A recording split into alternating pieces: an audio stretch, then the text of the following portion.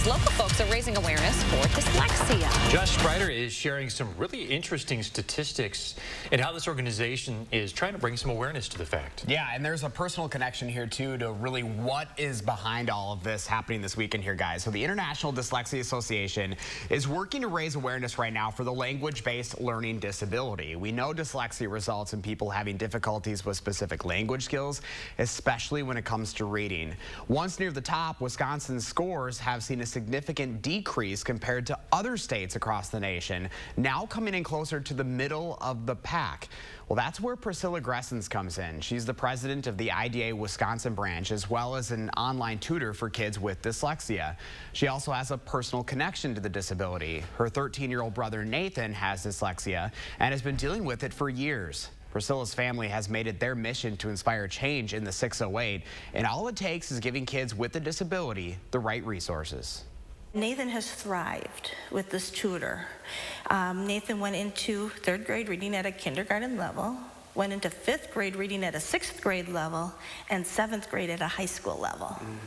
And that was through, at the end of 5th grade is when COVID hit. So he thrived through COVID. That was a lot of parental and tutoring and involvement. So here's where you come in this weekend. IDA of Wisconsin is hosting a dyslexia awareness party. It's happening Saturday, October 1st from 1 to 4 in the afternoon at Oakstone and Cottage Grove. There is free admission, a silent auction, and music by Jackie Marie, along with kids' activities, appetizers, and desserts. IDA of Wisconsin's goal is to create a future for all individuals who struggle with dyslexia and other related reading differences so that they may have the access to the tools and resources they need. If you'd like to help out, you can go to the story at channel3000.com. Boy, that's quite an impactful story from her son, it sounds like, huh? So her brother. Her brother, so, excuse yeah, me. that family connection, but it just goes to show that, you know, she had talked about how he was behind for the longest time, and now he's actually ahead for his age. So, I mean, that just, you know, it proves that if you have the right resources in front of you, even if you have dyslexia, you can be successful.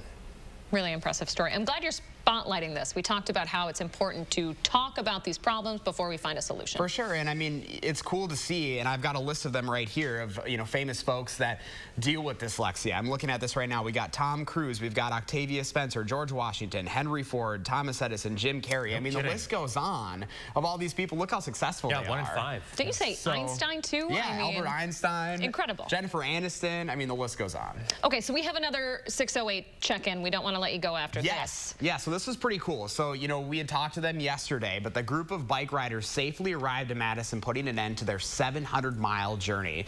Of course, we were talking to the group making their way through Columbia County yesterday. We talked to them live right here at this time on News 3 Now this morning.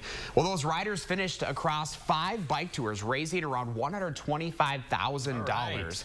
That is 3 times more than last year's total. Now, this was all to raise awareness for bone marrow transplant. Each rider responsible for raising at least $2,500, but they say that's actually the easy part. When Bob asked me if I wanted to go on this ride, I thought, boy, I don't know if I can do it, but I would like the challenge, and I did it. That was Marcia Crone. She was diagnosed with myelofibrosis in 2016 and was one of the 10 riders who finished in Madison. Be the Match is already finalizing plans for next year's bike tours. They expect to double those earnings. Isn't that cool? That's awesome. Awesome. Congratulations to them. Raising money for such a worthy cause. That's a lot of money. That's a lot of money. And that was a lot of biking, too. Yesterday was their 11th day. I mean, they had rain, they had wind, they had all of the elements that you can think of. But pretty cool to see that they finished right here in the capital city. As usual, Josh Sprider bringing some inspiration from the 608. We love to see it. Love to see it. Hey, and let Josh know what inspires you in the 608. Reach out to him on social media or email him for a chance to be featured.